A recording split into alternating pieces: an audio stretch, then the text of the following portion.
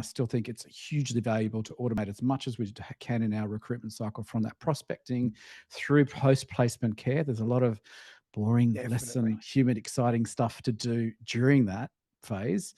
And automation's still a really powerful tool to have in your toolbox. Doesn't get the flashy lights that AI is getting right now, but yeah, it should be definitely considered as part of your arsenal. Welcome to Saul Searching, the Saul Recruitment Podcast, where we tackle all sorts of great topics in the areas of recruitment, job searching, mindset, technology, marketing, culture, and lots more. It's amazing what you'll pick up. Thanks for joining me.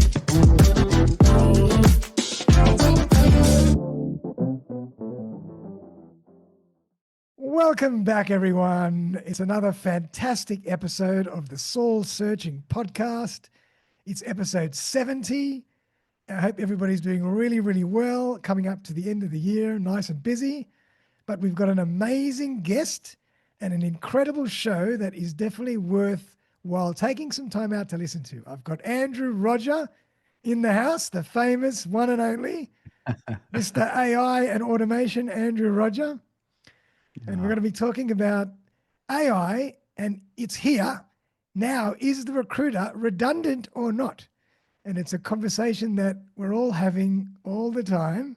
So I think it's going to be a really great one to get into with Andrew. So just for everybody who doesn't know who Andrew is, he's the founder and CEO of RecMate and Electrify AI, where recruitment meets smart automation. With over 25 years in the industry, starting at Michael Page, Andrew knows the power of great systems, smooth processes, and human connection. He's helped transform how agencies and internal teams attract, engage, and retain talent using technology to make recruitment faster, smarter, and more human. A strategist at heart, Andrew specializes in optimizing platforms, automating workflows, and building partnerships that drive results. When he's not geeking out over systems, he's a husband, dad of 5, and keeps life mostly organized with a little help from AI. So Andrew Rodger, welcome to the show. Really great to have you here, mate. Oh, mate, good to have some time with you. Always a pleasure, Daz. And I really love your Soul Searching podcast. Thank you for, it's been a bit of a goal for me to get on here, and I can put another tick in the box for 2025. Exciting time to be alive in recruitment, I reckon, and interesting subject matter that we're going to go through today. I think definitely worthwhile for listeners to hang in there a little bit more, because there's some news for recruiters. Definitely. Come And we were 2026, just chatting. 2027. Yeah. Absolutely. I'm looking forward to getting into your forecast, and, you're a little closer to it than I am. So I'd love to hear a bit more what's happening in the next 12 to 24 months, but we'll definitely get into that. And we were chatting a little bit just before we jumped on about the fact that I've just implemented a great piece of software, and I'm going to give it a plug. I get nothing for this, but it's a great piece of software for the recruitment industry that someone referred to me, and it's called Quill. Quil, and it does some really great stuff. If you want some automation and AI built into your workflow, check out Quill. But Andrew, let's get into it. I want to really delve into your background. 25 years in the recruitment industry. When did you decide, when was the aha moment? Wow, like software and tech is really going to make my job easier, and it's going to change the industry, and it made you decide to go on this journey that you've gone on. Yeah, it's been a while. 25 years sounds a long time, but it is a bloody long time, let's face it. Absolutely. It's one of those things that I feel like I've only been in here since, a couple of years, but it's just been a bit of a roller coaster over the last 10 years, to be honest. And it's probably in that last 10 years where that aha moment kicked in. Okay, so for those that don't know me, I run a company called RecMate and also in Electrify AI. We'll talk a little bit about the differentiations between the two businesses, I'm sure. And historically, hands-on running desks for recruitment. My, learning path was I fell in, as everybody does, I think, to the recruitment game. I was applying for a marketing job via Michael Page as a fresh grad out of uni. I did a commerce marketing degree at uni and got an offer with AAPT. For those that have been around for a little while, know the old telco that is no longer. And they had a beautiful marketing program lined up, and Paige also tapped me on the shoulder and said, "Oh, have you ever considered a career in recruitment?" And of course, I didn't know what a recruiter did, right? Yep. until I was looking for a job. That's right. And I had a mate actually working at Page. He was a year ahead of me and had a really big D&M with him. And for whatever reason, whatever maybe sins in a previous life, as I joke, I fell into the recruitment pathway and I haven't escaped. You're going to be reincarnated as a recruiter, like the eternal That's sin. it. Purgatory time. I No, love all it. joking aside, I love the industry, love the people, and I've got a real passion around tech and process and efficiencies. Yep. So, and that was sort of learnt not in my time at Page, but I moved across after a little while through to a company called People Bank. Again, hands-on recruiting, insurance, IT, recruitment there. Wow. And over time, I moved into internal roles for marketing and talent acquisition and systems and processes. And that was really the aha moment that you sort of highlighted around how we can do things smarter, Yep. more efficiently, and deliver more, I guess, at the end of the day, profitable results through systems and process. Also makes it a bit more enjoyable, I reckon, if you Absolutely. carve out some of the boring stuff that we have to do as recruiters and spend more of this FaceTime stuff that we're doing now, the human in the loop, as I like to call it. Absolutely. Bring back the human in the loop as much as possible. I love that. And these days as well, like more and more, I'm almost kind of happy that I've been recruiting for 25 years as well. And I'm almost kind of really happy that I stuck it out till now, because obviously we had to go through a lot of the manual phase when we had to do everything. But now there's all this 100%. great tech to help me, and I'm loving it. Oh, you've just given me a flashback, Daz, to Man. a Rolodex. For Yep. those that are maybe a little bit younger on the Yep. listening audience, it's a card holder.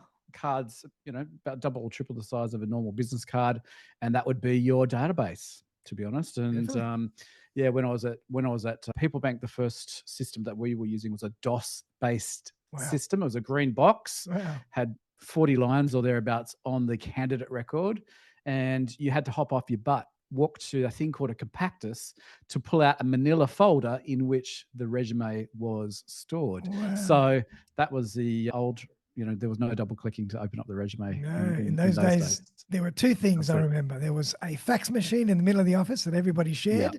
and there were the couriers on the bicycles that Oh, used the to bike run couriers. around That's Martin it. Place. I remember. What are they doing now, Saul? I know. Oh, I don't know I where don't they're know doing what anymore. they're cycling somewhere else, maybe. Yep, I don't know. exactly. But yeah, really interesting stuff. And I kind of want to get into one little distinction as well before we kind of set the scene for the rest of the conversation. A lot of people talk about AI and they talk about automation together, but they're not really together, are they? They're two separate things. Two very separate things. And I think a lot of AI is dressed up automation at the moment. Okay. Yeah. Some of the products have been around for many years. Beautiful products. And don't get me wrong, I try and automate a lot of my boring life. Yep. Okay. Nappies for my kids. Still got one in nappies, one in overnight nappies. Wow. My milk for my coffee beans for the coffee machine, Very important. all automated. They're not AI, they're automated. So I have a monthly cycle with those products and they just turn up on my doorstep.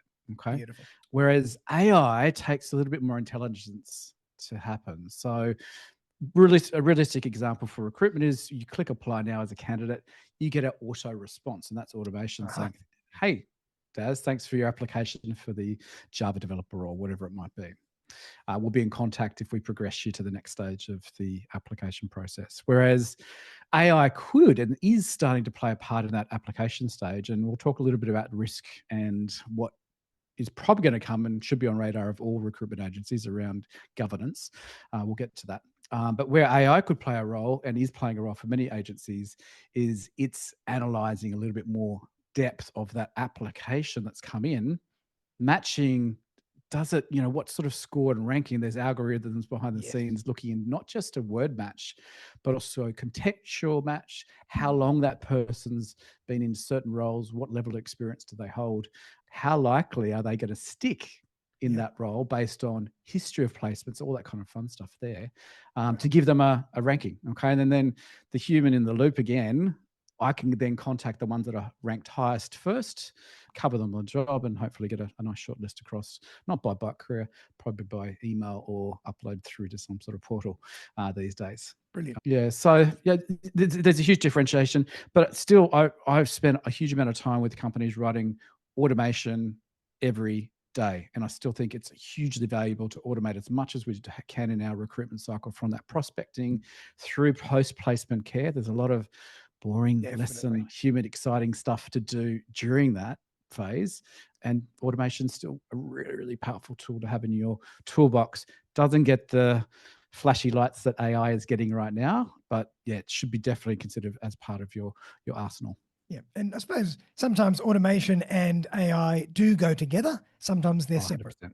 And Yeah, just exactly right. to note as well that automation doesn't have to be computer automation. It can be human automation or some That's kind it. of scripts that you cut and paste or Yeah. Yeah. diary, putting things in your diary manually for 3-4 months in a row, whatever. So it doesn't have to always be computer driven. No, and I think that's a really good reminder, to take stuff away from your daily to-do list.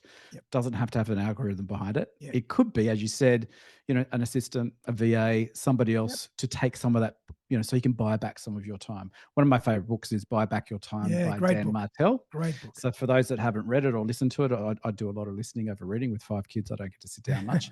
But the whole context of that book is basically work out what you should be doing. And then the rest, buy back your time by getting something else or somebody else to do that task that's it's not best for you to do. Absolutely. And he's got a great Yeah, good podcast as reminder. well. Good. Dan Martell's Very got a good. great podcast. Definitely worth checking out. Yeah.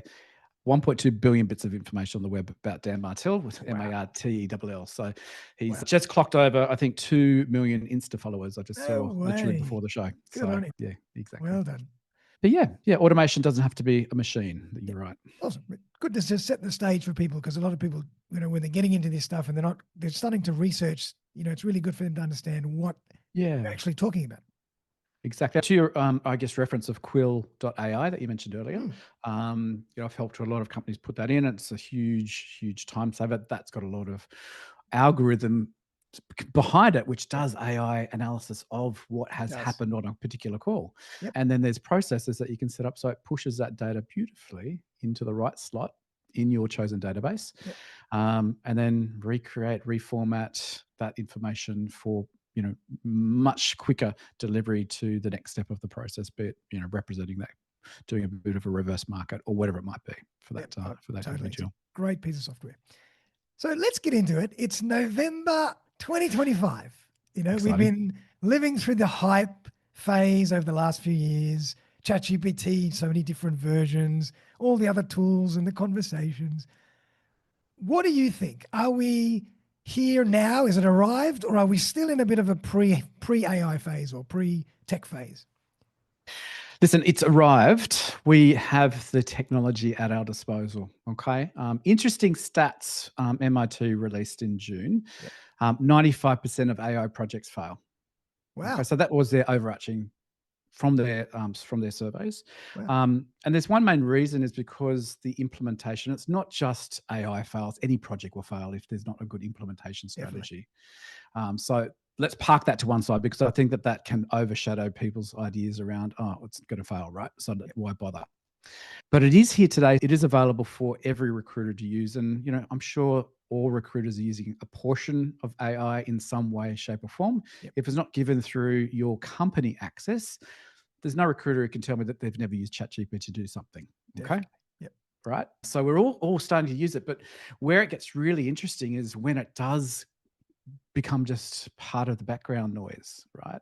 It's just something that's happening behind the scenes in our workflows, from that prospecting stage right through to, your post-placement care for your contractors, making sure that they get renewed or extended or maybe redeployed if that's not the case. It can be your little AI buddy sat on your shoulder saying, hey, Daz, what you next need to do is A, B, and C. Nice. I've prepared something for you for the conversation you're going to have with Andrew. You might want to tweak this, that, and the other. And he's just released something on LinkedIn, or, it's just amazing what it can do. Okay. So we're getting to that stage where that co-pilot, I hate using the word co-pilot because it's branded by so many different companies, but that wing buddy, let's call it instead, is there. So that agentic wing buddy who can start acting as maybe my recruiter or, that business development person that I would love to have, maybe the Dan Martells of the recruitment space, to give me insight in terms of, okay, Andrew, for your next 3 months, you've got to hit these targets. And so I'm going to just remind you each week, what you have done really well, and then maybe give you some incentive around if you just submit another 2 resumes this week, Andrew, you're likely to get to that number that you need to hit for this month. Exactly. It Okay. can track your stats for you. You can track your 100%. ratios, your analytics, everything. Yeah. And I think the proactive delivery of information in a timely fashion is really powerful. So you probably know people who've had certain goals in life, be it monetary, personal, might be health goals, etc. And we all start out strong. Okay. Yeah. It might be that, New Year's resolution, we're coming up to the new year. A lot of people will be making those New Year's resolutions. And I think there's statistical fact around the second week of January, most of those have gone out the window. That's right. Okay. Yep. Everybody joins the And gym on the first week that's of Jan. it. Yeah. Never go to a gym during Yep. January. It's going to be full of people that That's right. won't be there in February, almost Yep. guaranteed. So good time to buy gym subscriptions is in around March because the new gym junkies have dropped out. But with the tool sets that we've got available, those little reminders, that Wing Buddy can be there just to keep me moving forward to my goal. What if it's professional goals, personal goals, whatever it might be. For example, I've just set up a little sequence on my iPhone.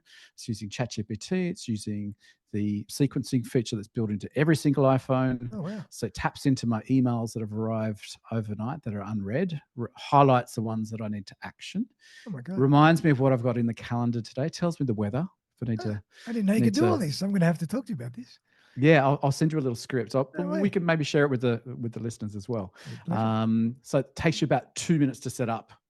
Okay. Wow. And then every morning at 6 a.m., I get a text message from myself and it tells me all this stuff that's happening for me today. Oh, Okay. amazing. Reminds me of birthdays. If it's in my calendar, it'll Brilliant. say, oh, it's, Dad's birthday today. Don't forget to wish him happy birthday. Yep. So all that kind of stuff there. But that's just, illustration of if you can get reminded to do stuff, you are 10 times more likely to get the thing done. So I think everyone starts with that good intention. That's why I'm a really, really big advocate of either self-managing your performance, how your desk is running, 5 key things, how many conversations with potential customers, how many jobs you're pulling in, how many conversations with candidates and resumes is sending across through to customers, first round interviews, and then placement activity. Okay. If you did nothing less than those five things, you've got a really, really good indication of how you're tracking this week, this month, this quarter, through to the, what your targets are, either self-set or your manager has set for you. And if you can visualize as much of that as possible and then be reminded as much as possible that you're tracking, or maybe you're a little bit off track, got to step on the gas a little bit harder, Andrew, for this particular area. So that means maybe I don't have enough jobs on. Okay, so I've got to go back in the cycle, do a bit maybe more marketing. And what will be here and what I think will be very commonplace in the next 2 years is the machine telling you all of this stuff. Wow. Okay, your co-pilot, your Wing Buddy, whatever you want to brand it as. I call my ChatGPT Sam after the character, the operating system. Have you seen Her, the movie? Yes, absolutely. Yes. So those that haven't, I think it was filmed in 2013 or 2012, somewhere around there. Wow. But it's sort of real life what's happening today. Okay. And Scarlett Johansson's the voiceover for the operating system, and her character is Sam in the movie. Okay. So Sam tells me a lot of stuff, and my wife, Hannah, my wife, she hates the fact that our son Harrison says, "Oh, let's just ask Sam. What would Sam say?" No. So I've got mixed feelings about that too. However, I think it's inevitable that we'll have, a little tap on the shoulder, something to remind us to do the next thing, be it personal or work, moving forward. So from a recruitment point of view, you would say that it's time for all recruitment managers and recruiters to really take this seriously. You can't really turn a blind eye to it anymore. You can't turn a blind eye for 2 reasons. One is human nature finds the path of least resistance to do everything. Yep. We're just DNA built that way. Yeah. If there's an easy way to find to get from A to B, we'll get there. Yeah. Okay. So if I don't have a process for my team to access information safely, responsibly, and in the best interest of our business, they're going to find it elsewhere. Okay.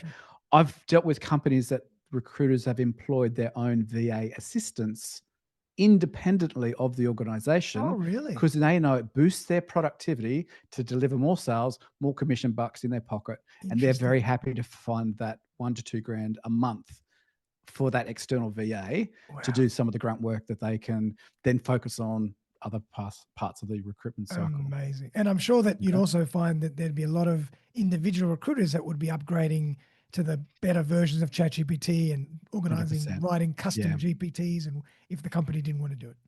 Yeah, that's it. So the first reason, we'll find a way to get the most efficient pathway, Yeah. which leads to my second reason, and it's a little bit of a boring one, Jazz, but risk. Yeah. Okay. As owners of businesses, we need to provide the safest pathway for our business to achieve its goals. Yeah. And we can just open up too many risk options if we're not addressing that, if we don't have a policy procedure and a philosophy around how we want to engage with technology for the next period of time. I used to say 3 to 5 years. That's out the window now. We have to take each day as it is, but it's, the Australian government is putting in process at the moment. There's criteria that we need to start thinking around. My personal belief is it's going to be very similar to the Privacy Act that we went through many, many moons ago, where there's privacy principles in place now, and we're open to scrutiny from a oversight perspective from the government. And there's, it's, not just a financial impact if we do things wrong by the Privacy Policy Act, and it's the reputational damage that we can cause our business, but also our customers' business as well that we're recruiting for. Okay, so it's a double whammy in that way. This is such a fast-paced, moving environment. Legislation can't keep up with what's being put on the table for our teams to start utilizing. So we need to try and play as much catch up as possible. So for those that are listening, definitely take note of, maybe having just a line item in your next leadership around what you're doing with AI, what policies you should be thinking about.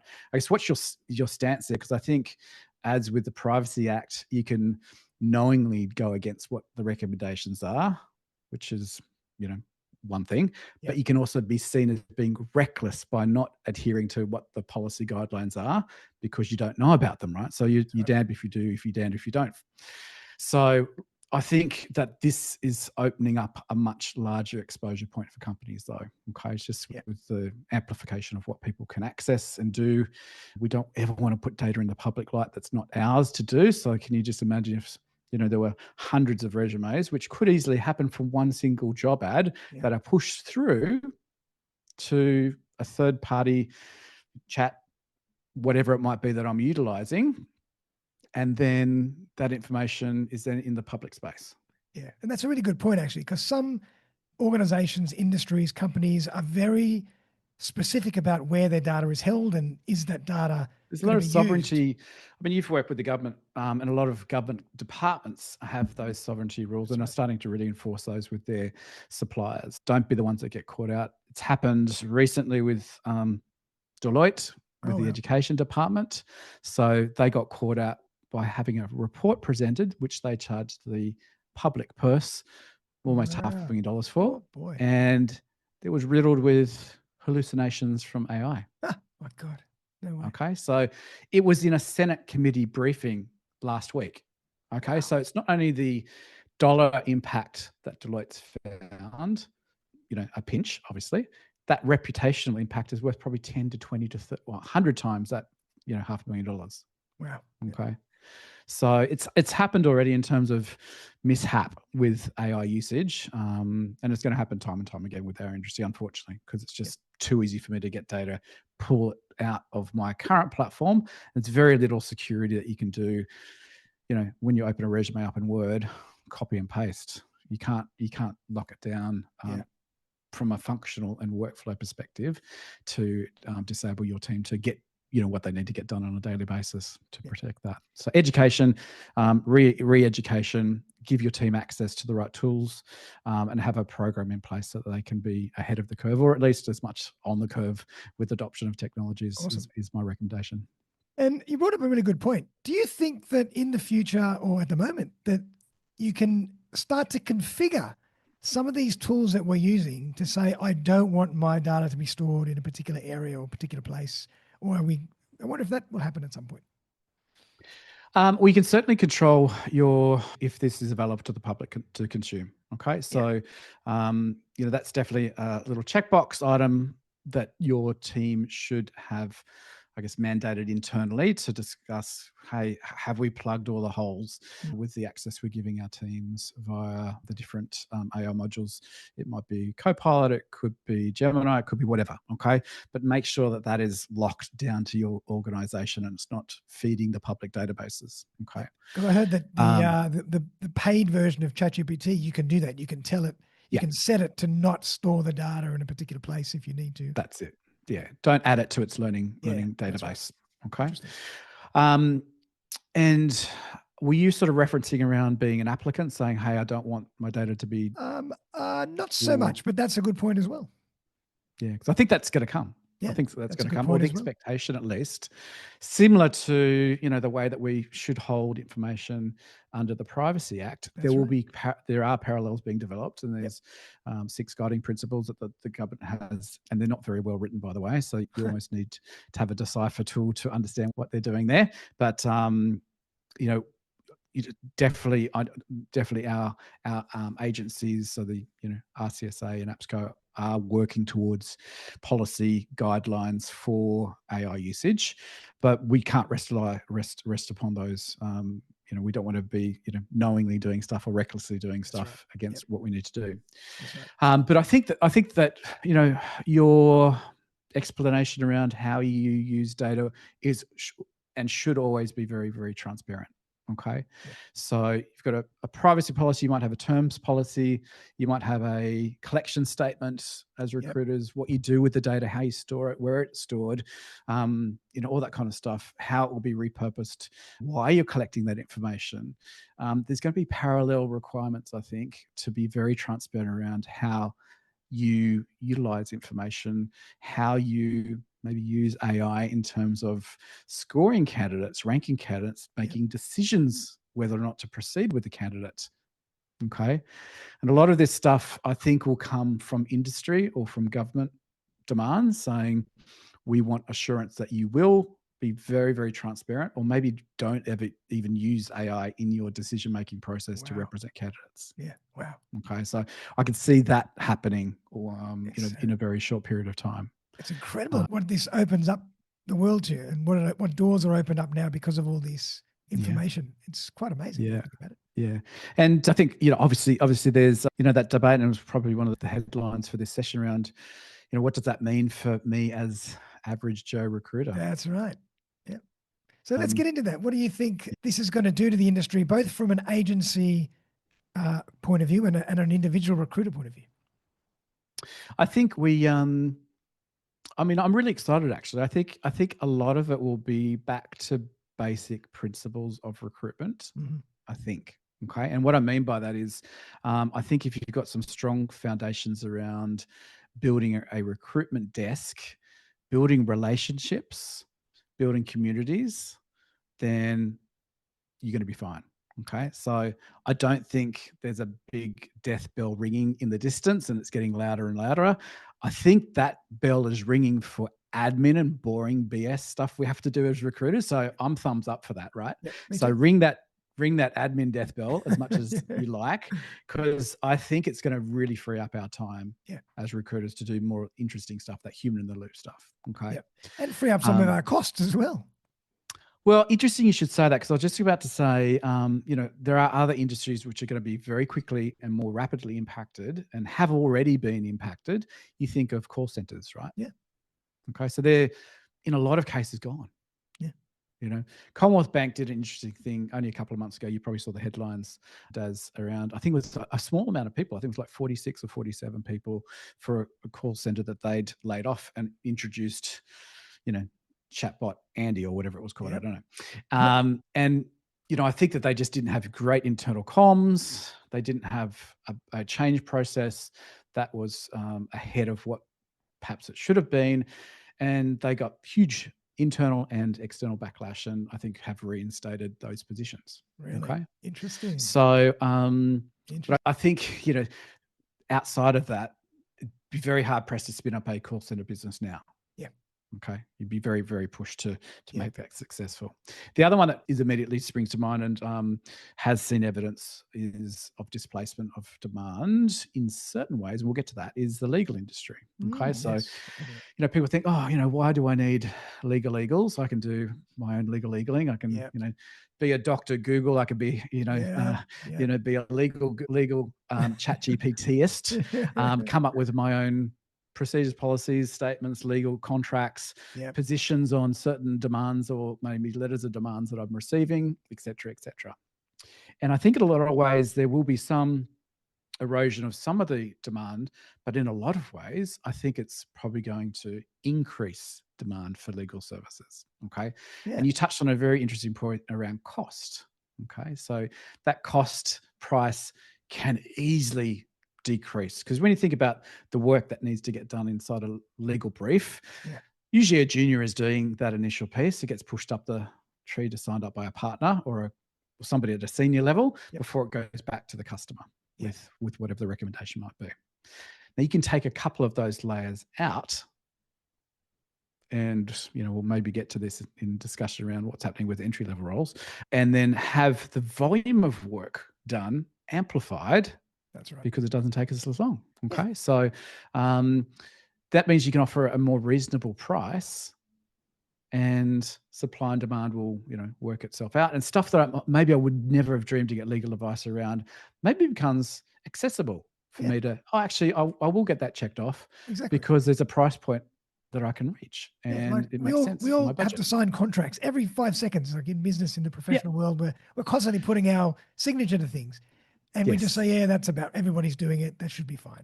But you might just want to say, you know what? It's only going to cost me $10 or $20 to just run it through this bit of software just to give me 1 or 2 points. And I've got a bit of a backup plan. Yeah. If there's a downside there, then I can call upon that support. Exactly. Because otherwise, legal fees right now, they're expensive. That's it. So where it gets really interesting for our industry, Daz, is I think that the same thing is possible. Okay.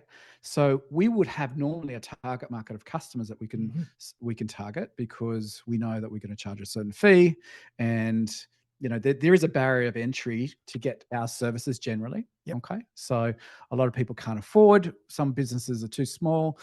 Maybe, the volume of hiring for some roles is too high and they don't want to spend an external service provider's fee time and time again at the level it is today. Yeah. Okay. But imagine a time where, and I'm just making these numbers up, you could offer a full recruitment service for $500 instead of 15, 25K. Wow. That landscape of the addressable market, I think, has just opened up. Definitely. Yeah. The corner store around the corner needs stuff. They'll ask friends of friends. I'll put a little ad up somewhere, maybe Facebook or wherever. They're dealing with all their ad response, et cetera, et cetera. For $500, maybe I could get rid of that noise. Yeah. And get that service come through. Okay. Yeah. I've already seen a lot of this happen in foreign markets. The NHS, one of the largest suppliers of nurses and shift workers, platform is all automated. Okay. Interesting. And they fill shifts in, 23, 25 seconds. Wow.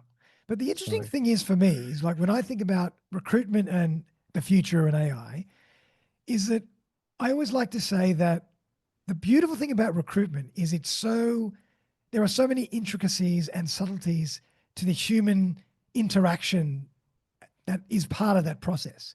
And we need humans to be able to manage those subtleties. Do you think AI will be able to, maybe for the really junior bulk type of roles or, those kind of tasks, it might not matter as much. But at a certain level, you're always going to need that recruiter or that person to manage and massage the interaction and the influence.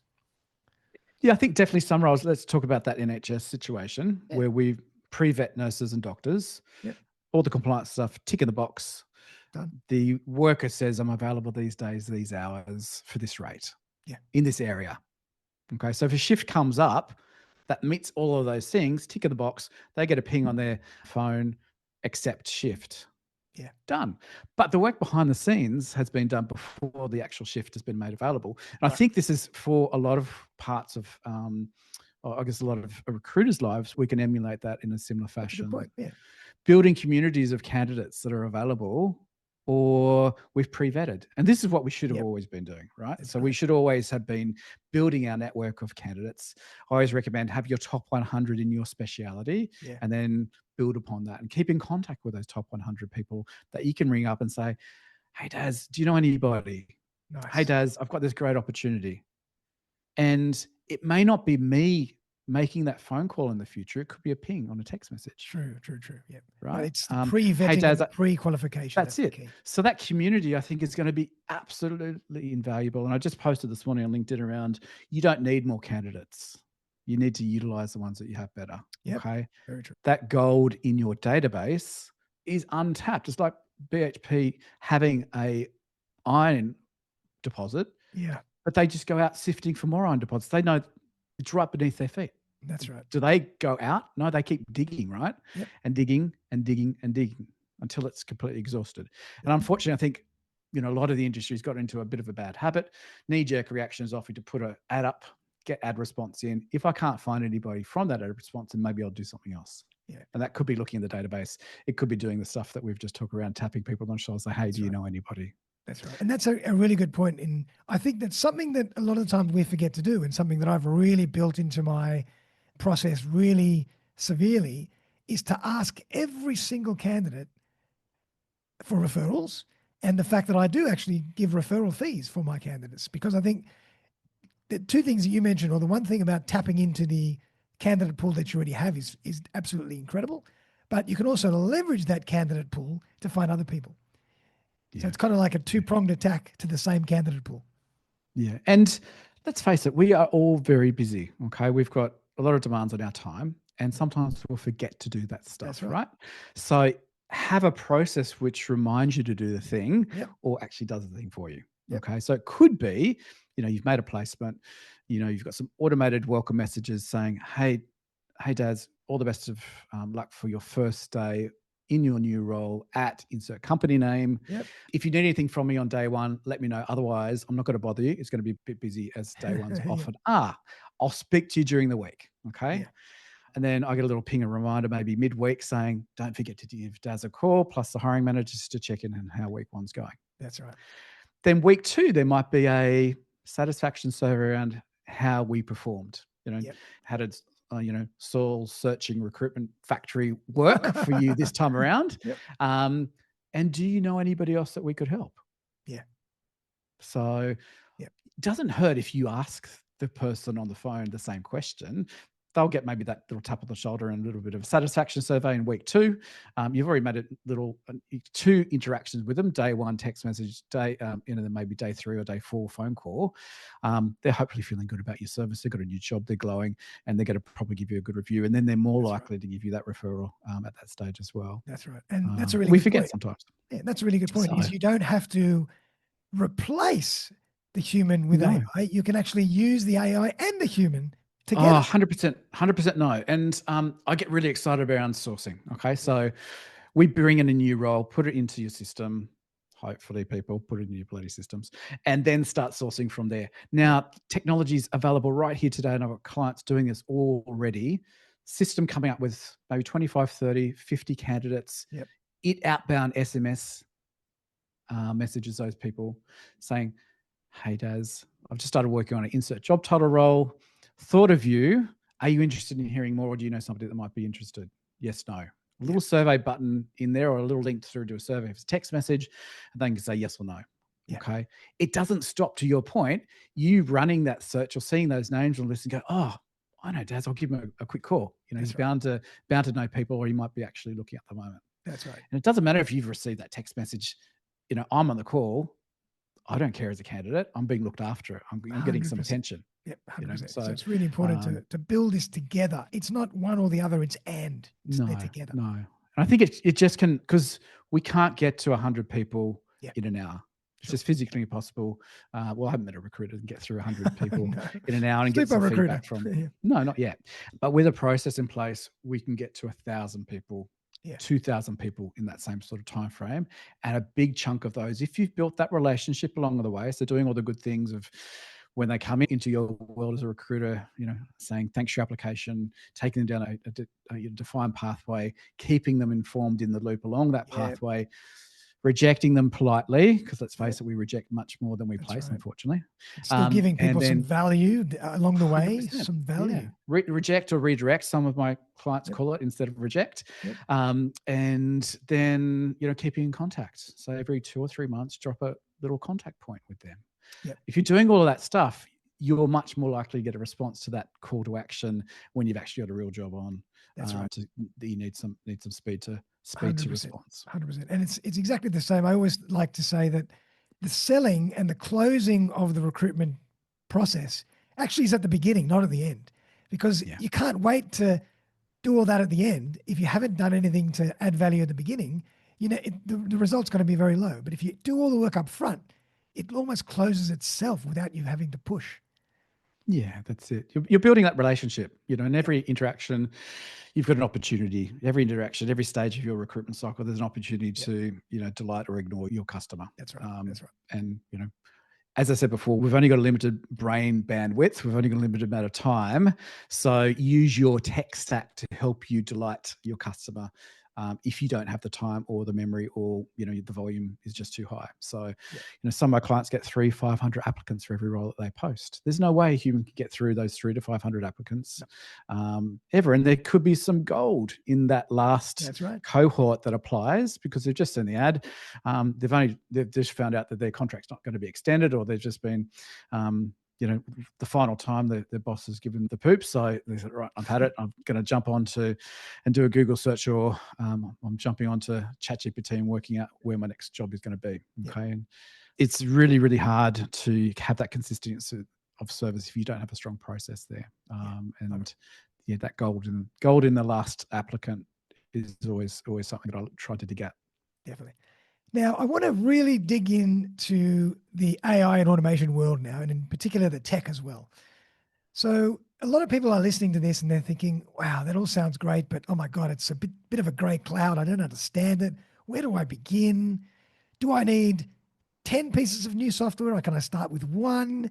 I always like to say, I kind of build my AI stack and automation stack when a need comes up, and I say, oh, I need something. Let me do some research as to what I can use, or get some recommendations as to what I can use to help me solve that problem. How do you go about building the tech stack? Yeah, really great question. And it's probably no different with AI as the label, or any other system, or any other bit of tech, added to your tech stack. First step is to, similar to if you need a new house or a new something built, you don't just go to the hardware store, buy all the stuff, bring it home, and then go, okay, I'll build it. You start with a plan, right? Well, hopefully you start with a plan. Most of us should start with a plan. And depending on the scale of the project, and similar to the scale of whatever your solution you're looking for, you might have, an architect to draft those plans. So the house will actually stand. It's going to be compliant with legislative requirements. It'll get built in a cost-effective way using, if you want, eco-type processes and systems. And you're going to get an outcome that you're going to be delighted for 10 to 20 years to come. Similar goes with our workflows, our processes. Have a think about what that is. So I've mentioned prospecting to post-placement care a couple of times. What are those steps in that cycle? So buy yourself a coffee, sit down and just map out step one. What do I do? Step two, keep it really high for the first session you do with yourself, and just try and get within an hour what your core stages are along your workflow. Okay. Then you'll soon try and see where those pinch points of time are. Okay.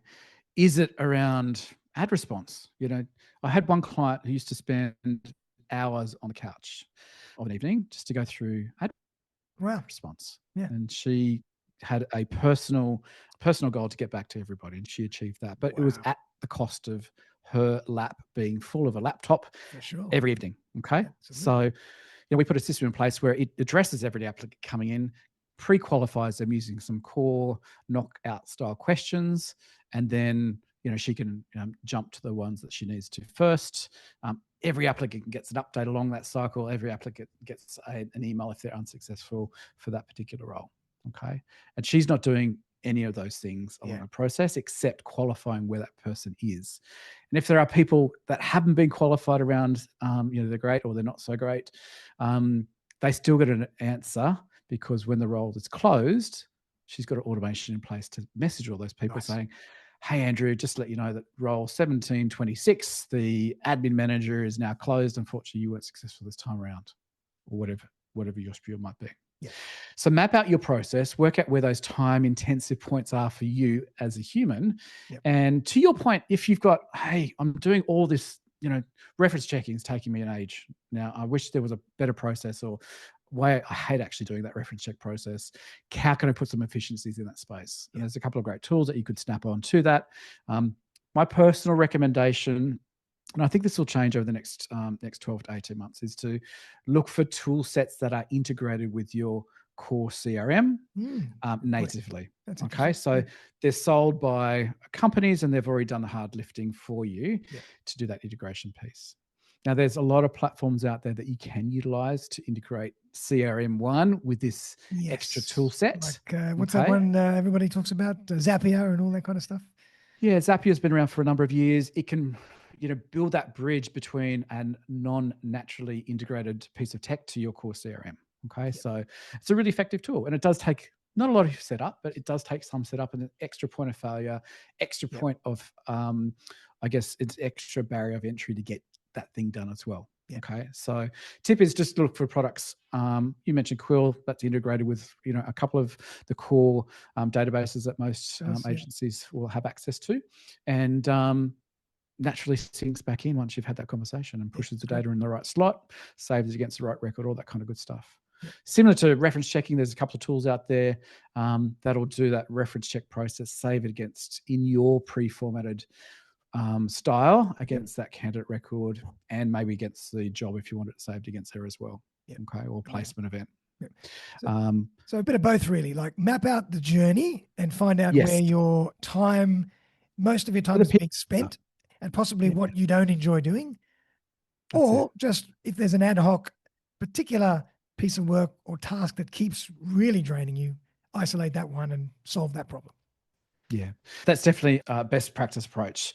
And I think you'll find that there's a few hidden things that you don't think about naturally when you start mapping out that process. So I'm happy to share with listeners, give you a free map of that typical recruitment workflow. It's in a little PDF, it's in a little PowerPoint format that you can sort of move stuff around if it doesn't suit your workflow. Awesome. Well, we'll pop that into the show notes for the interview so everybody can download that as well. Yeah, so it's one little hesitation point that you don't say, I don't know how to map my stuff out, because I'll give you the map. And then you can just tweak it to your particular workflow there. So it's one little less procrastination point that I can use. And what would you say to the people that love talking about all this with their friends and they say, I've got this tool and I'm trying that tool, and there's these people that love the early adopters that want to do everything with everything. Like, you have to be a little bit cautious and not waste your time and energy implementing everything. I do see, software. I've spent time with a number of recruiters, and I think they use it as sometimes a little bit of a procrastination tool again, rather than doing the work. Okay, so it's a balance there. Don't get distracted by the shiny thing if it's going to be at the cost of either doing some marketing for your recruitment business, filling roles, etc. I think there's definitely profitable time spent in doing a lot of this baseline thinking, then working out what your needs are, and then be a little bit clinical sometimes. So, okay, well, I've got this one need. I'm just going to focus on this. I'm not going to worry about the big, huge, I've got this, this, and this, and this. Just do one thing at a time. And it doesn't have to be pitch perfect. Things will change. Okay. Guaranteed. There's going to be a better product around the corner next week, next month. That's right. Guaranteed. And as you and Belinda from Recruitment, what was the name of your podcast, which we're going to chat about again? The Tech Savvy Recruiter. The Tech Savvy Recruiter. Fantastic podcast. Definitely check it out. Belinda Kerr and Andrew's podcast. But you guys are always saying on your show that sometimes you have a piece of software right now that doesn't do something, and then you have to get another one. But in 6 months, that first piece of software will do the other thing, and now you've got two, so you can actually get rid of one. That's it. Yeah, I think everyone should do a stock take. Do it, every year. Okay, similar to your personal subscriptions. Do I really need all these channels to watch stuff that maybe I shouldn't be watching? Or don't have.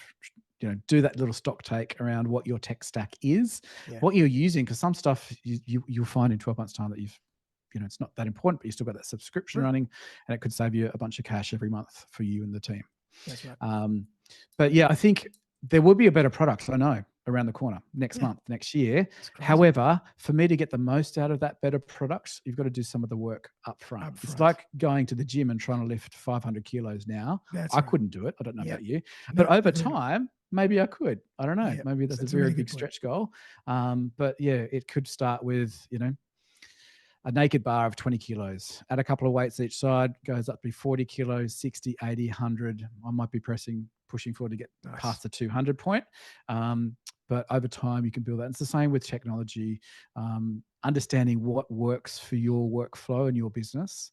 How do you get the most out of that to squeeze that asset as much as you can? Yeah. And then when the better tool comes along, it's probably going to be based on a lot of what you've done already, but it gives you extra benefits on top. It might be a little bit more efficient doing the thing. It might be a better interface or whatever. Yep. I think that's a really good point. And I think that in that journey, you would have learned and understood to a greater detail the intricacies of that particular piece of software and that kind of workflow piece. So that's a good thing to do before you jump to the next one. It's part of that exactly really right. diving deep into what you learn, what you're trying to achieve. That's it. I mean, for example, everyone's used ChatGPT, and the prompting stuff that you can do today is probably a little bit better than what you could do last year or the year before, because you've had some time saying, okay, I've tried. If you just throw something in, you get very poor response generally. Yeah. Okay. But over time, you thought, okay, I need to give it some context. Act as the best resume writer in the world, or the best advertising specialist to get the best candidates back from this advert. That's right. Make it SEO compliant, or whatever your thing might be for that particular. You've got that skill from that. Create a job ad for a marketing manager. That you might have done 2 years ago. That's right. So a good point, really, to take a piece of software that you are comfortable with and you think it's going to solve your problem, and run with it for 6 to 12 months before you change to another one, just to kind of learn and dive into the actual process. And later on, after the subscription is finished, or if you go month by month, choose something else. Yeah. I used to recommend 2 to 3 years in terms of contracts for main piece of software. Wow. You can't do that now. Okay. So, 12 months is the max I recommend, even for big database decisions, because I think there's change coming in our space, and I wouldn't want any of my clients locking something in now for 3 to 5 years, which traditionally I might have recommended, a couple of years ago. Wow. To get some cost savings on that, that annual cost. That's right. That's right. But I think that the risk there is too great now with what you might want to look at in maybe 2 years' time. That's right. It's just moving too fast. Yeah, things are moving too fast. Yeah. So what are you finding generally? If I had to say, what are your top 3 or 4 pieces of tech that a lot of your clients are asking you to help them implement? What would they be?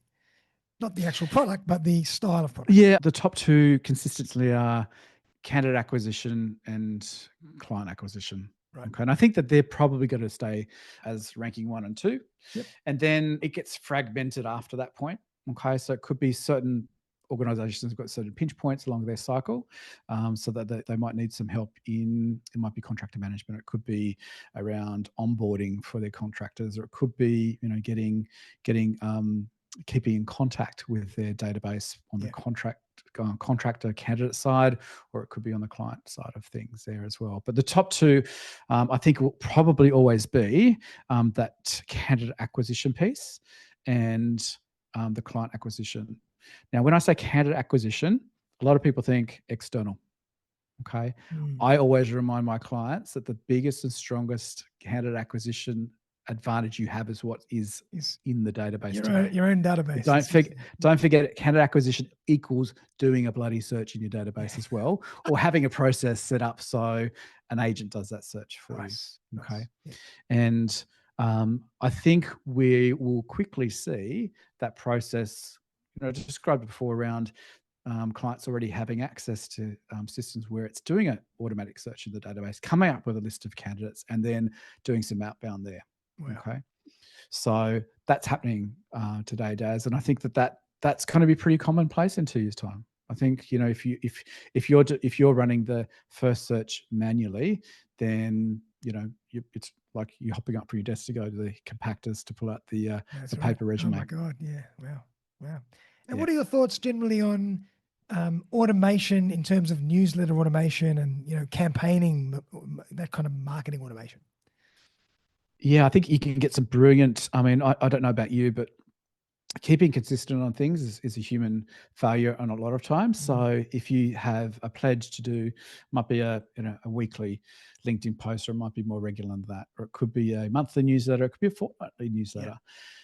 Having a process there to streamline that ideation of what you're going to talk about in that piece, and the delivery of that thing is game changing. Okay. So having a process there around, and it might be, to your point earlier, it could be a human doing the process, or it could be the machine doing the process. But at least having a process in place there around what you want to achieve, and then breaking that down. Okay. And it could be that you need to carve out some time on a Monday morning, or whatever, you work best, to do some writing or some ideation, and then putting that into maybe ChatGPT to flesh it out as a first cut. And then you doing the human cut, as I call it, after that. Love it. Okay. So putting your human touch on it, getting rid of all the M dashes that, even though I've told ChatGPT 1.2 million times not to ever use, it still comes up It doesn't in the listen, first does draft. It doesn't. So it's like that. It's still like that little cheeky first year out of uni doing stuff. So, but yeah, to get back to that question, I think building some touch points in your cycle, be it formal newsletters, it could be just casual text message to specific people, to build that community, I think is inevitable. I think those companies have got the strongest communities will be the winners, because we will be barraged by a lot of comms moving forward. Okay. So there's a lot of marketing tools out there that just unleashed upon us as humans, and we will close down all of that stuff. Either subconsciously, we'll just skip to the next email, skip to the next text message. It's already happening. Message. There's so much going on. And I was going to ask you about that. Like, you've got WhatsApp messages, you've got emails, you've got LinkedIn messages, you've got text messages, you've got videos. Like, what would you say about text now? Do you think text is the next big thing, or is people just going to say, please leave me alone? Text, I think use carefully. Okay. You don't want to burn that bridge, because there's still evidence around 96, 97% open rates. I don't know about you, Daz, but if I get a text message, I will scan that. Yeah, me too. 100% of the time. Yeah. Okay.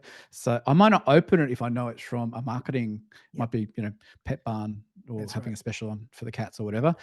It could be something important from you. Okay. So I'll read that one from you, but I'll probably skip to the next one if it's not relevant for me. So use that cautiously. You don't want to over spam somebody on the text file, because it's an amazing little arrow to get through to the person, and they will see it. They will see it almost guaranteed. And find the right cadence. Don't exhaust it. That's it. So, so I was working with a company. They recruited in the doctor space, and they were sending out 2,000 to 3,000 text messages a week. Okay. So we changed that because you want that weapon in your hands, because it is an amazing, powerful tool. So I think, and interestingly on that point, Texas in the US is now legislated against sending text messages. Oh, really? Okay. So for marketing purposes, it's very difficult to work around it. There are some guidelines under which you can use, so you can still utilize it, but it's getting very difficult there. And I think they won't be alone. Okay. So New Zealand has always been a guardian of text messaging. A lot of texting companies have had issue getting authorization from a marketing perspective to activate text messages for the New Zealand market. And there's some very, very tight marketing guidelines you need to meet there. Okay. So I think, that's going to happen. We need to just be very careful how we utilize some of those tool sets there. Now, what are you finding that are the most common obstacles or challenges for people that want to go on this journey, but they can't commit, or they just won't do it, or they're resistant? I think it's a little bit about what we've already talked around people not really knowing what they need, okay, and not having a plan of what they need. And I think, as humans, if we've got a little bit of a plan in place, and that's really difficult for some of us to sit down and do that plan. I know I've worked with, multiple agency owners who openly admit saying, I have ADHD, Andrew. Yeah. You need to deal with me in this way. Give me a bite-sized chunk and I Yeah. will do that. I will nail it 100%. If you give me 3 of them, I won't do any Forget of them. it. Okay. So work how you work best Yeah. and just chunk it down to maybe one thing. Okay. Yeah. It could be around what you highlighted, a pain point in your process. Mm. So you mentioned your note-taking tool that you seem to enjoy, Yeah. and it's solving probably a large multiple issues. process. Yeah. Yeah. So where you can get some triple or quadruple whammies out of a piece of tech, it's a delight to use because okay, from this conversation, I'm going to get a meaningful update in the database. Yep. Some core fields are actually going to get filled out on the Definitely. database. A reverse market email could be easily populated by their Easy. conversation. Yep. Coupled with some embellishment from the human. Yep. And there's so many ticks in the box without me having to lift much of a human muscle. Yeah, love it. To get you on the journey, I think just pick one thing to start that. And I think once you've got a success story doing that one thing, you think, oh, actually, it wasn't that difficult. What else can I do? Yeah. What else can I do? It's like doing maybe your personal taxes. Everyone hates doing them. In reality, unless you're, somebody with 1.2 billion properties, et cetera, That's right. it's not a huge process, really. It's just I don't want to have to do this boring stuff, right? Yeah. It'll probably take me less than an hour Yeah. to get all my stuff that I can then send across to my accountant or to do it yourself. But the actual huge cloud that sits above that sometimes. Energy. That's it. Yeah. Yeah. So okay. So that's good advice. So for everyone who is out there that is really wanting to start on this process, on this journey, pick something that you think is going to be useful in your business, maybe something that you don't like to do or something that you're spending a lot of time on and you'd like to replace, and try that and see how you feel about it. And then maybe find another and another and another. And have a look at the marketplace partners that you are linked with your database. That would be the easiest port of call. So most recruitment suppliers are connected in some way, shape or form with recruitment databases. So it could be the marketplace partner for JobAdder, Bullhorn, Product X, whatever it might be. And in their websites is a list of things. Okay. You can often do searches around, scribing tools, note-taking tools, and the ones that are natively already linked. So it's basically one conversation with the supplier. I want to trial this product or buy this product, and then it's automatically hooked up. Very, very. This, it was very, very easy, I'm sure, for you to connect your tool with your database because it was already behind the scenes. They'd done the heavy lifting. One button and it's done. Incredible. Like 2 seconds. Crazy. Yeah. So start with one thing, get some delight out of it, and then look at the next thing on the list. And you might do maybe one a month. I don't know. Do a plan for next year and say January I want to nail this particular thing in the workflow. Yep. But then I would like to add something that you keep mentioning is don't neglect that human in the loop factor. Don't let this stuff take away from the times when you should be human to human interaction, make a call, go out for lunch, have a coffee, because that's where the magic still happens. 100%. I've got a really good buddy who I met, I think it was the first day of my job at PeopleBank. He managed the contract team at PeopleBank, and his name's Mario. He's no longer in the industry, but he said to me, Andrew, if you can shake the hand, it builds such a strong bond between you and that person. Yeah. Okay. So wherever possible, do a bit of handshaking, meet and greet, have a coffee with that person. Don't hide behind the desk. We're a human business and we should be doing human things.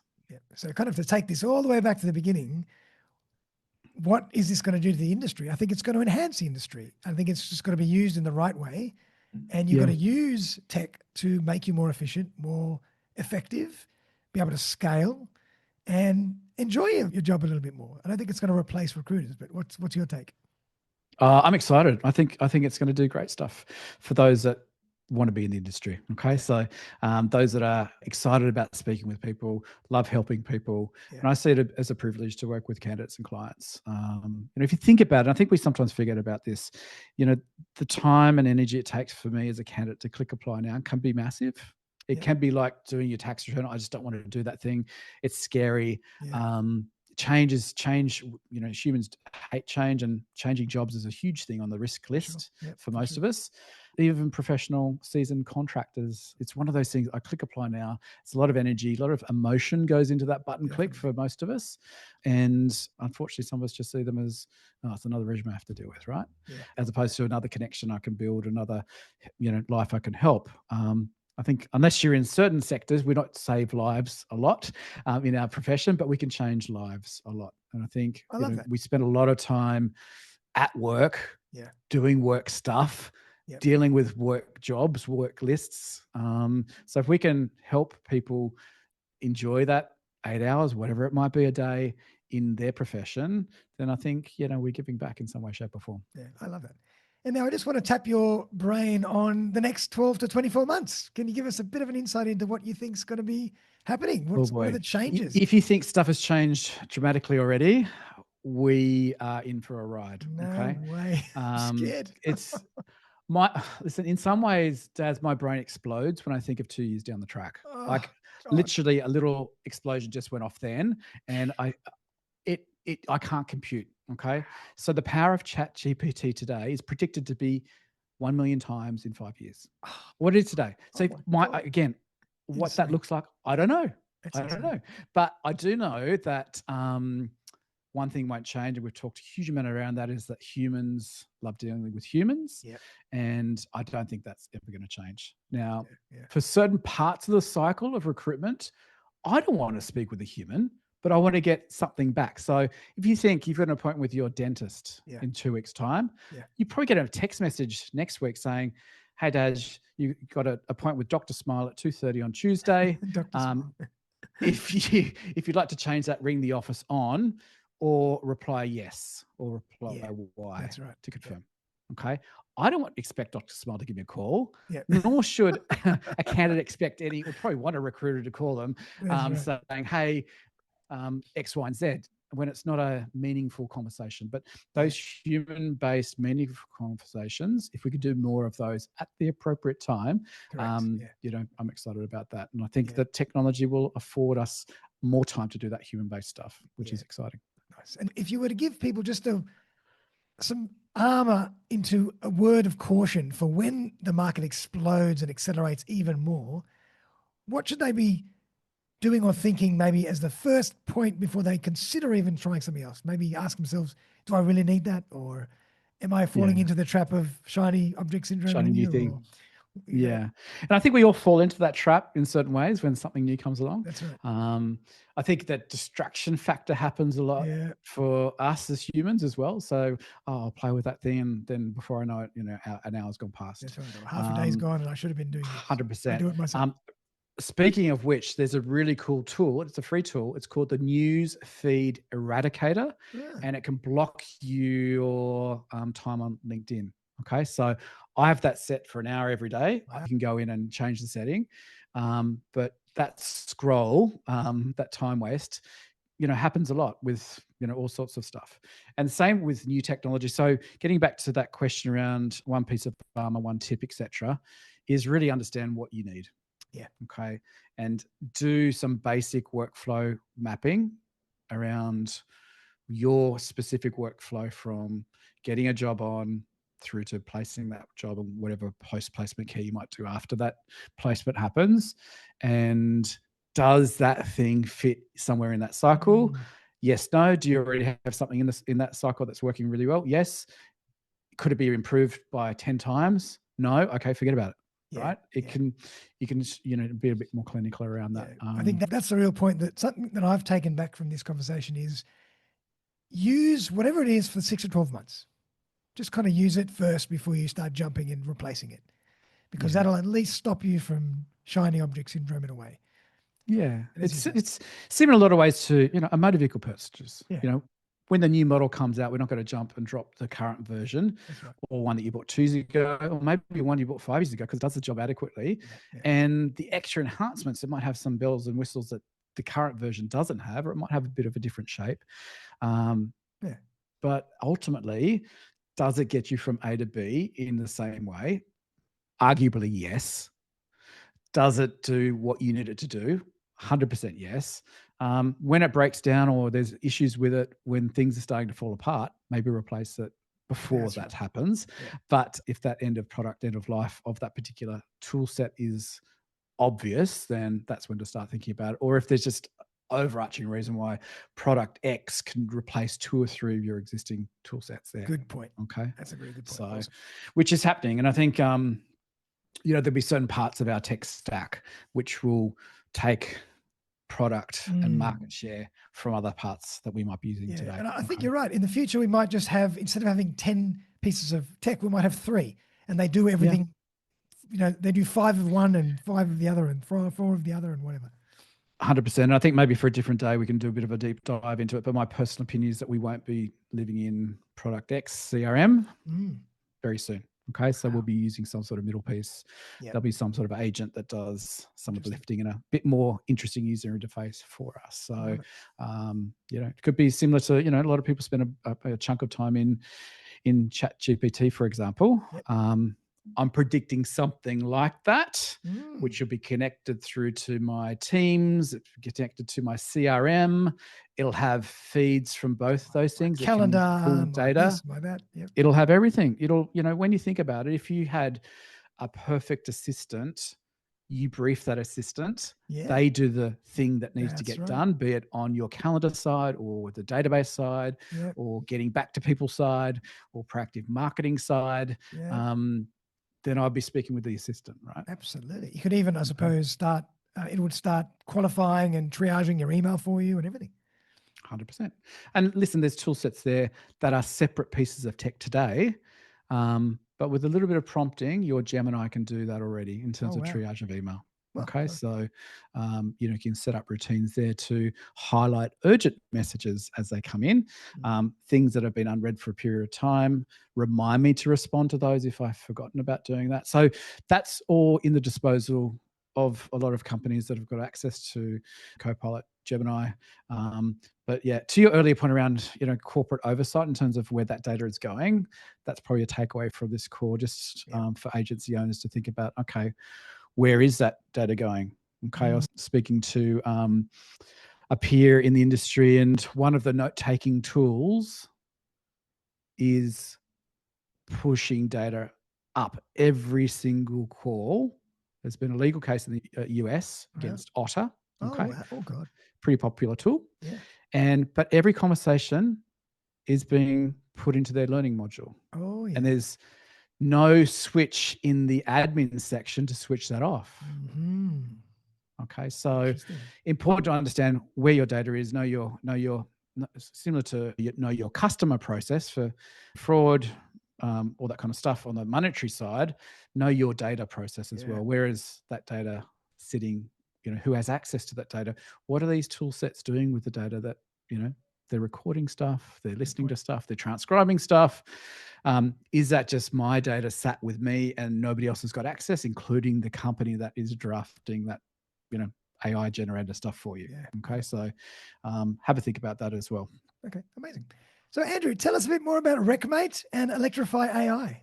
Yeah, RecMate's been around for, 9 years now. We've helped hundreds of agencies with their recruitment tech stack. We help from right inception around what they need from a recruitment tech stack in terms of core database through to add-ons like your Quill product that you mentioned before.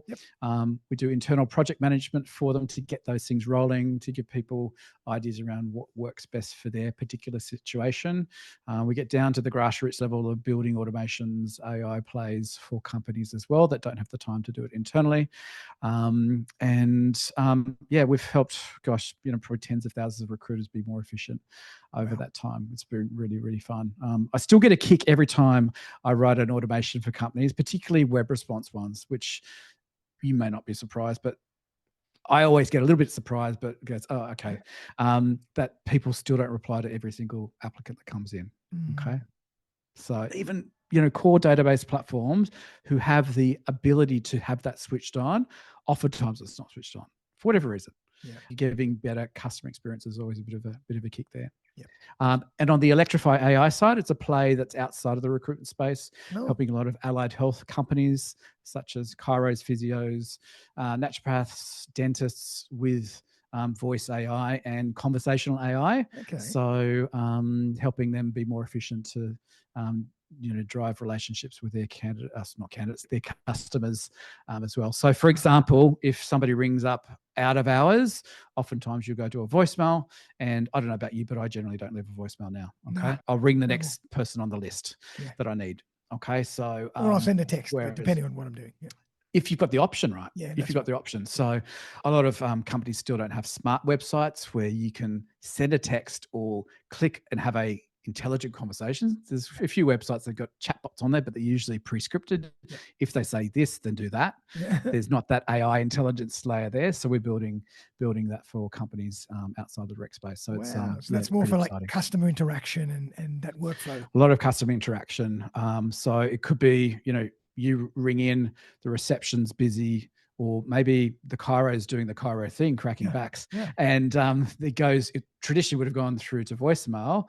The AI assistant will answer that call, say, hey, how can I help you? And then get information from the potential customer, and then either schedule an appointment if they've got it hooked up to their calendar, or at least get all the qualifying information in, what they need, ideal days that they can have an appointment, and then have the human in the loop call them back to arrange that if they're not hooked up on the system. Okay. Amazing. So that's Electrify AI. Electrify AI. Is that something that you're building? Yeah, partner with a platform, and it's an all-in-one platform that we've rebranded. And so it's got voice agents, it's got smart websites, it's got conversational chat in there, remarketing purposes for customers that we haven't had business from for a period of time. All that stuff which you should be doing as a small business, similar to the recruitment space. We should be keeping in contact with those people that we've helped before or haven't heard from in a period of time, but we've don't have the leverage of time often to do it manually. So put a process and a system in place there. So it's a lot of fun. Oh, that sounds great. And I want to give a little plug to your podcast. So please tell us a bit more about your podcast, because it's fantastic. Yeah, it's been a really fun journey. We've been recording for about 2.5 years. I think there's 38, 40 episodes now. Belinda Kerr from the Garage Recruiter and I teed up. We were chatting one day and said, but we need to get this podcast up and running. It's one of those pipe dream kind of things. I just get distracted and don't do it. And she said, I've been trying to do the same, or thinking about doing the same. So why don't we do it together? I think you can go further with somebody than by yourself. If you want to go fast, go solo. But if you want to go far, have a crew. I always say. Yeah. So it keeps you honest, and Belinda pushes me along. I push her along. We just get some stuff done. But it's a really fun exploration into recruitment tech. We get a whole host of different providers having chats around what they're doing, how they're tackling different problems for the recruitment industry, and it's just a really nice chat that we have with those people to help build awareness of what companies can think about to help their company be a bit more successful. So a bit of fun there too. Oh, it's fantastic. I mean, it's like this conversation on steroids in very particular detail with lots of different parts of the process and different pieces of tech. So I would highly recommend people checking out that podcast. It's really, really good. I listen to it every week. Thanks. Thank you. It's it's been a really interesting ride, and we're getting some nice conversations happening. So, and hopefully giving a bit back around absolutely what companies can do and think about to improve what they do. Awesome. And so if people want to reach out to you, what's the best way for them to do that? Yeah, so LinkedIn is probably the easiest, and I think most people have got access to that. So it's pretty easy to find Andrew Rodger on there. Andrew at recmate.com.au will get to me as well. Love it. No bots taking the phone calls just yet? I do have Sam. She's also, Sam appears in voice format as well. Love it, Sam. So if I can't take the call, you might get to have a chat with Sam. Okay? That's great. I love it. Well, Andrew, I really appreciate you coming on the show. Your wealth of knowledge and depth of knowledge in this area is phenomenal. And I can see that you're really passionate about it as well. You must be a techie at heart. Like you must have always been a techie. Listen, I find it a lot of fun. I know it just helps companies so much when they get some of this right. Even a small portion, you just get a bit of a wave that you can ride rather than sort of battling against a current. So it's good fun. So cool. So really appreciate you coming on the show. I'm sure that everybody will enjoy that as much as I did. I'm going to put loads of great stuff in the show notes, including some of those PDFs and whatnot, and some of the links. And is there anything that you'd like to leave us with? Because I always like to have my guest finish off the show with something that they want to come up with. Amazing. Well, first, thank you, Daz, for having me on the show. It's been a great session. Hopefully we've given back. And probably the key thing I talk to all customers around is just trying, okay? Yeah. We talked a little bit about this already. Just try something for a period of time. Okay, so maybe we're coming up to the end of the year. Maybe sort of map that next 12 months out, and then try something new maybe once a month. Okay, so it could be, the first month is just honing that process, and maybe there's a parts of your recruitment workflow that you need to tune a little bit before you put a layer of tech in there. And it's much better to build on a honed process rather than a clunky process. That's a really good point. There's also a bit of like a philosophy in the marketing world that you can use tools and marketing and advertising to enhance and scale whatever it is that you're doing. But if whatever it is that you're doing is flawed or broken, you're only going to expose it even quicker. So it's kind of like, amplify rubbish. Exactly. You're amplifying the cracks and the problems. So make sure it all works well before you start doing that. That's it. Yeah. You don't want to, amplify if you've got a broken recruitment process and there's cracks in the process. You're missing out on opportunities there. It's only going to increase the miss. So just try something. But first thing I would strongly recommend is just to map out your process. That'll be a good eye-opening scenario for most companies to see, okay, well, what's working? What can I help push along, either humanly or maybe with the assistance of a little bit of tech? Beautiful. Well, Andrew, thank you once again, everybody. I hope you enjoyed that as much as I did. We had a really nice deep dive into the future of recruitment with AI and automation. So Darren, Saul, and Andrew Rodger signing off. We'll see you very, very soon for our next episode of Soul Searching, the Soul Recruitment Podcast.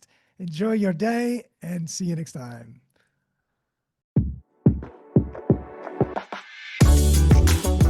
Thanks again for joining me for another episode of Soul Searching, the Soul Recruitment Podcast. If you'd like to join me as a guest on the show, I would be delighted to collaborate. Feel free to buzz me on 0414 659 800 or email me on darren@soulrecruitment.com.au. I'm always on the lookout for great guests who can share their stories and expertise with my community. But for now, though, have a fantastic day, and I'll see you next time.